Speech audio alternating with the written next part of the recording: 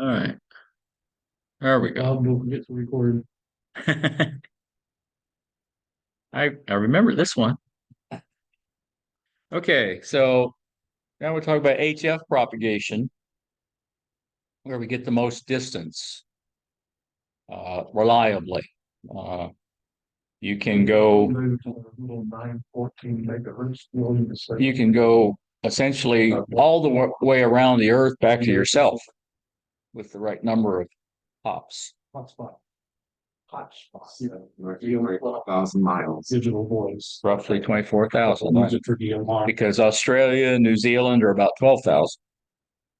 Yeah, and with all the angles going up and down, it's actually more, probably more like Right. 25, 26. And it's pretty easy to get Australia and New Zealand.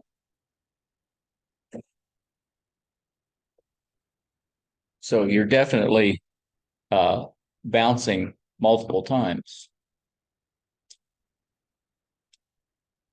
So we talked about the ionosphere, and it's basically created by the solar radiation, primarily ultraviolet, but some of the other X-rays and gamma rays and essentially everything comes out of the sun.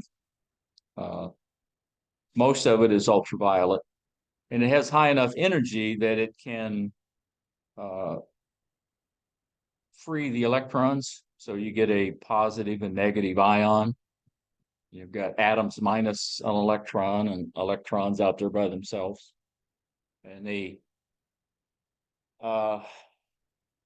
they're like magnets. They oppose one another. Positive ions repel one another, negative ions repel one another. So they tend to do like on the capacitor and spread out and form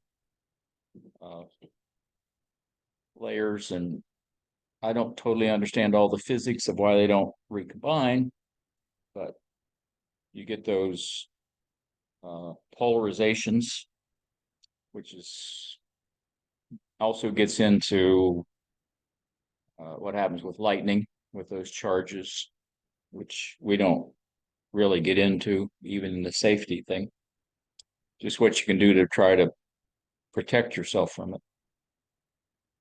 But those ionized layers will interact with radio waves. And I use the term reflect. It's really refract because they bend them. They don't reflect it like you see off of a mirror necessarily. And depending on how much they get bent or refracted, because that's what the eye doctor calls when he gives you a prescription for glasses, they do a refraction test. The angle at which your radiation is hitting the ionosphere will determine how much refraction you get. So the lower the angle, the more of the ionosphere it's going through and the more bending you get. And that's why when you get up to the critical angle, it doesn't bend hardly at all, and it's going to make it all the way through. During that bending versus direct, pointy angle, do you lose signal strength there? Probably. There's no free lunch. You're always Right, losing it. because if it's bending, you're probably losing some signal strength. And Well, I don't think it's because it's bending, but you're going through the ionized layers. Yeah. Robert, Yes. you have a notification over your slide on the screen.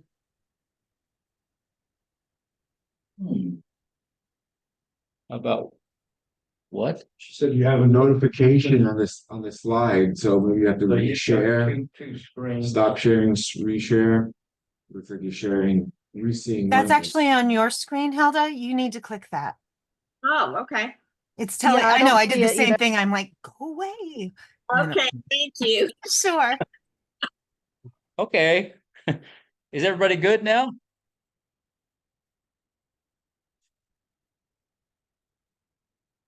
Okay. The ionosphere, the upper layer, the F1, F2, is in the 50 to 600 miles above the Earth's surface. It varies. It gets, it shrinks at night. And when the two layers combine, it's higher and wider or thicker during the daytime, and also depends on the amount of solar activity, the ultraviolet. Which two layers combine? The two layers combine at night, was that your question? Yeah. is it Yes, D? because it says that there are 3 layers and you said 2 layers combine at night. Which 2 layers? Oh, yeah, actually, there's 3 basic layers, D, E, and F. But in the daytime, the F layer, it has a sublayer, and they call it F1 and F2. Oh, And okay. they combine at night just to the F layer. Gotcha. And likewise at night, the D layer basically goes away. So at night, you have the E layer and the F layer. In the daytime, you have D, E, F1, and F2. I probably need to turn me off.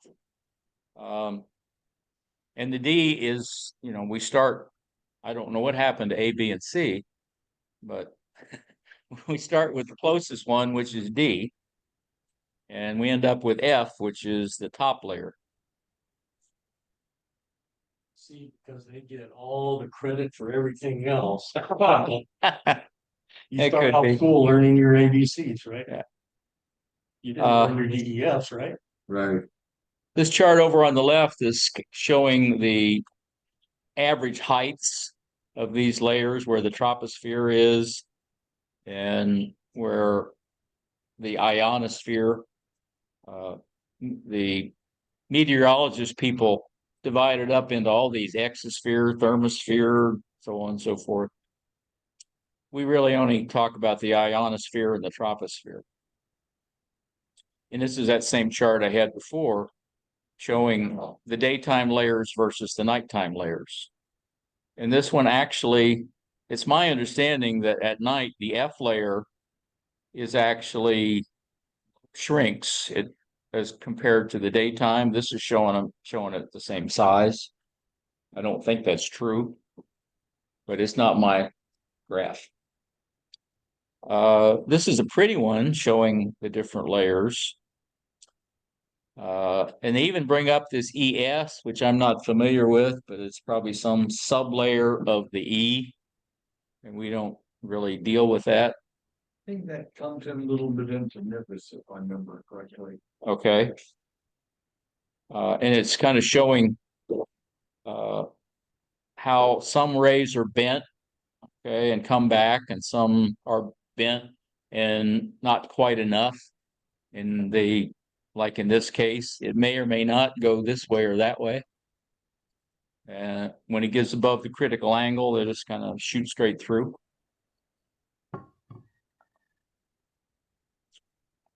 The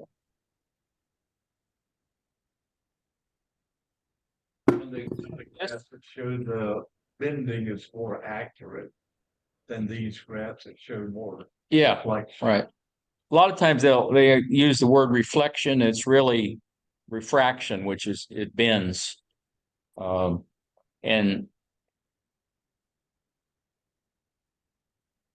it, in most cases, actually penetrates into that layer, which causes it to bend.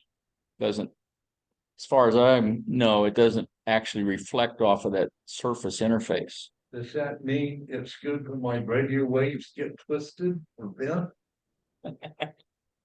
You're bent. I'm seeing a pretzel up there somewhere. But this does show that F1, F2 layer, and some of the different frequencies, how they're affected. And yet another one showing that 1 megahertz versus 20 megahertz. The 20 is going to penetrate farther into the F layer, and you're actually going to get a longer hop.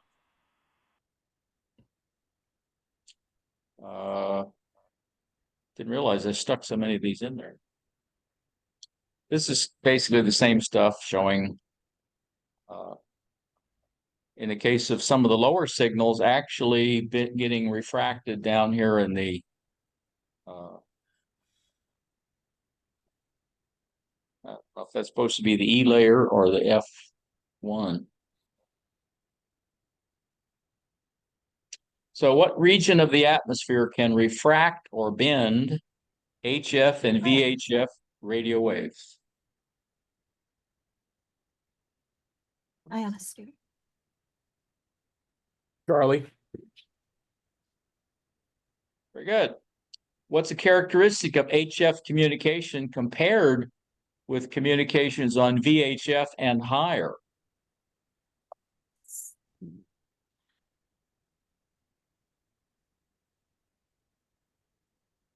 See?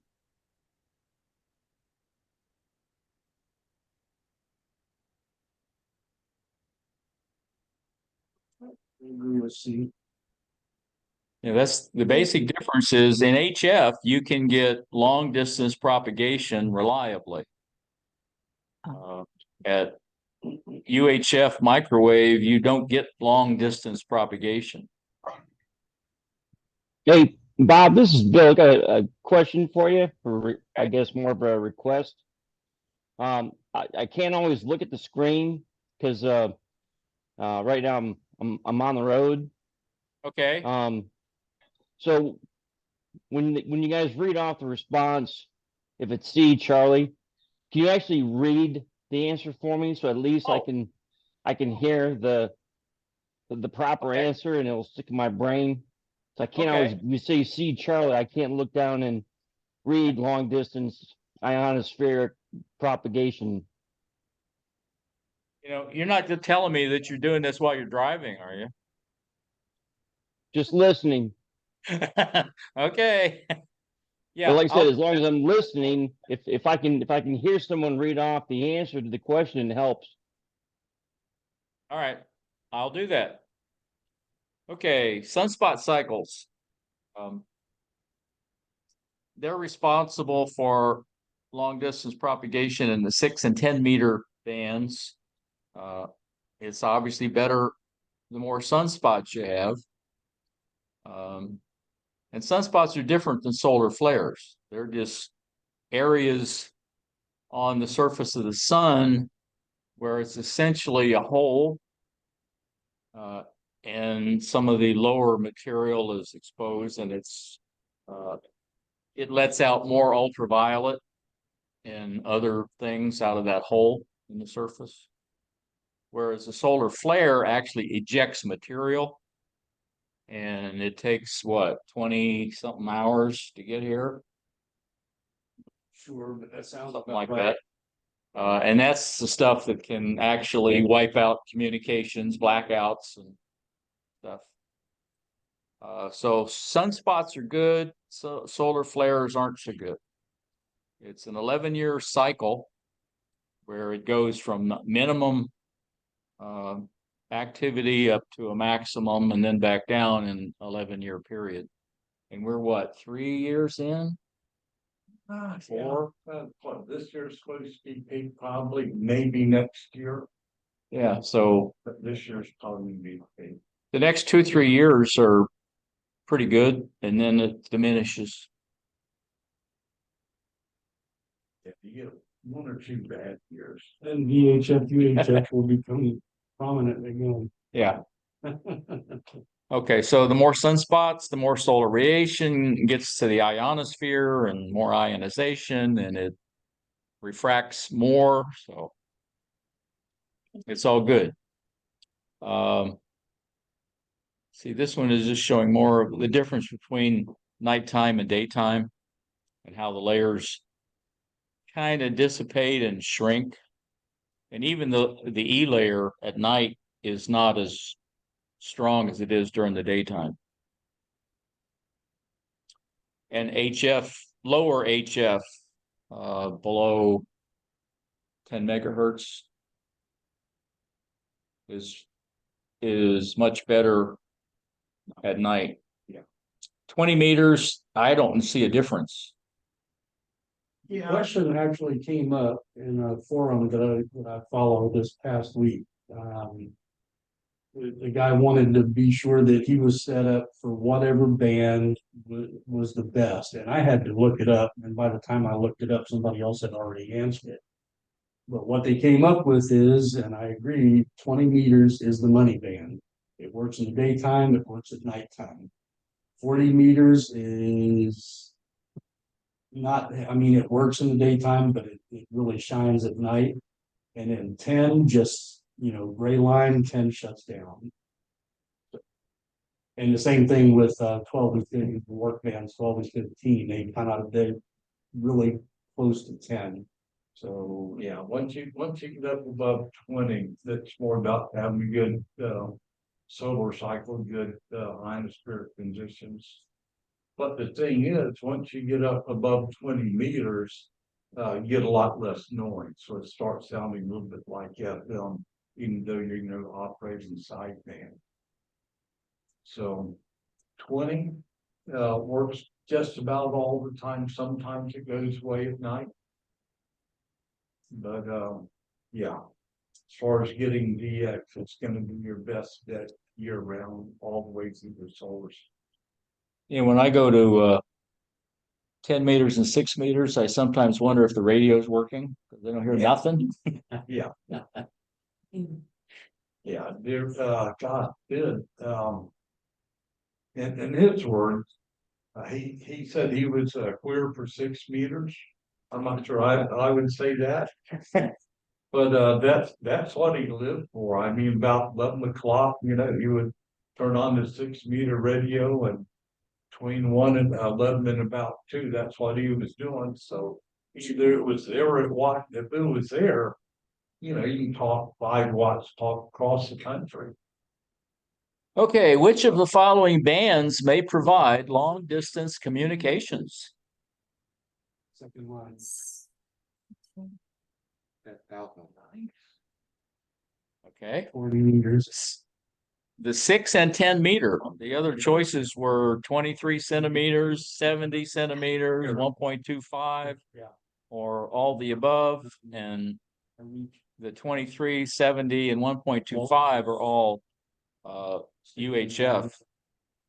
So they don't go basically line of sight. You were clear on that before. Okay. The ionosphere changes throughout the day, not just day and night, but during the day. So the 10, 15, and 20 seem to work the best during the mid part of the day. Things change at dusk, and it kind of transitions, and the same thing early in the morning. As far as a social context, 80 meters around dusk, dawn has good conversation, intelligent conversation, hopeful conversation. The later you go into the evening, like 10, 11 o'clock, it starts sounding like inbred drunk redneck. But That's true. yeah, but if you want, some good technical conversation, like about 5 o'clock, there's a group that comes on and they're mostly talking about their, SDR radios, software glitches, fixes, stuff like that. Or they're talking about emergency communications. Yeah. Yeah. So the lower bands work at night. The upper part of the HF works in the daytime, is the bottom line. You can get fading because the ionosphere isn't a nice homogeneous thing. And there's lumps and different densities, and because it's the atmosphere. So you can get fading where it'll be a strong signal and then you get a weak signal. Just comes and goes. It's basically part of the weather. Well, the people here, I think everybody has this chart. This is the one the ARRL puts out, showing all the different bands and what the privileges and things are for those. If any of the people online want one of these, if you send me your mailing address, and I probably have some other stuff I can send. So what's generally the best time for long distance 10-meter band propagation via the F region? There you go. Um,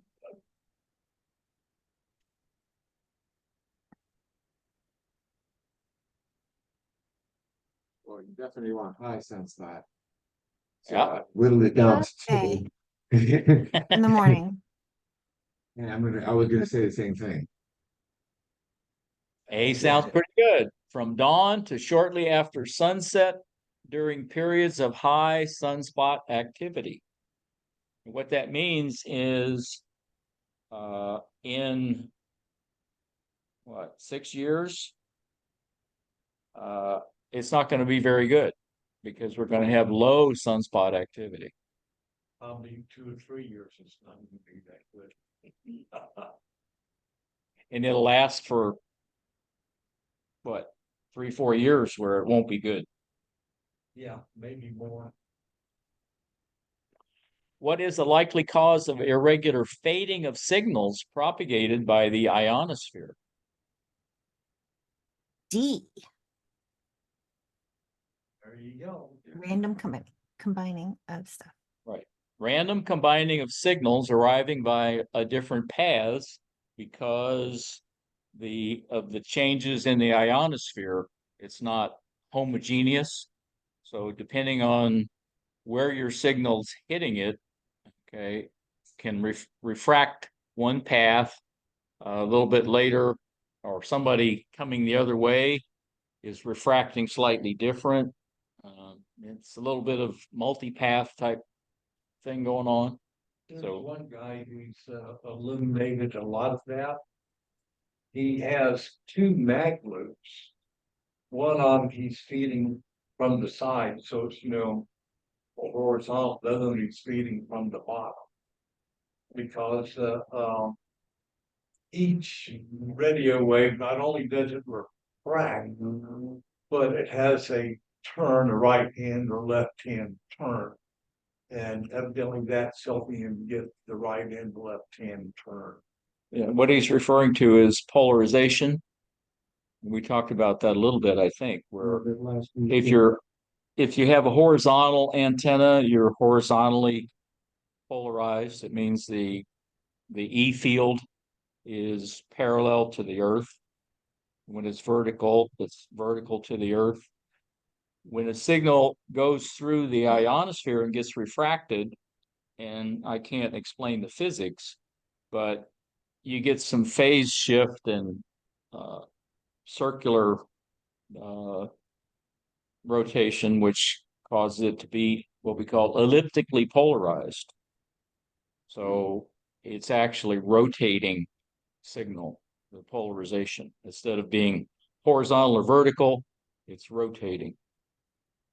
And that's why you see, and you have the same effect with satellites because they're rotating.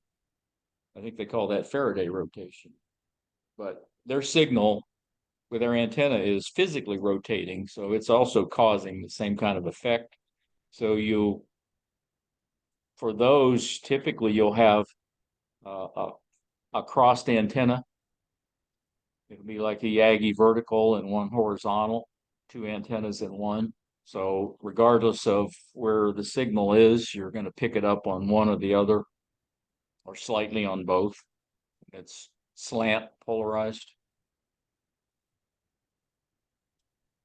Polarization. How about There you that?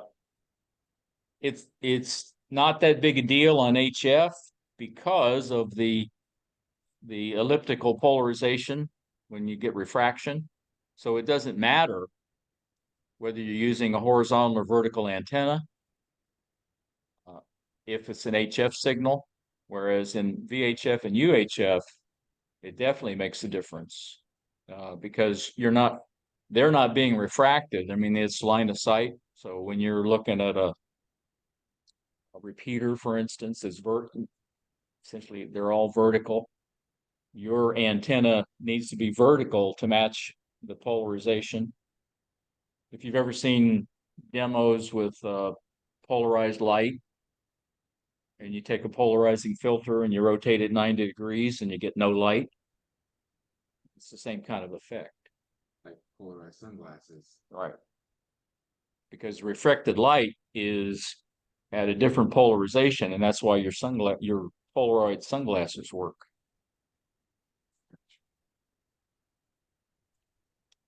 So which of the following results from the fact that signals propagated by the ionosphere are elliptically polarized?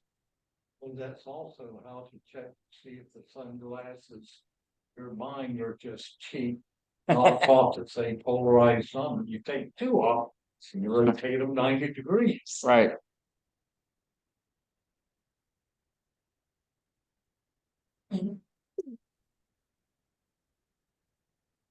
Which of the following results from the fact that signals propagated by the ionosphere are elliptically polarized? B.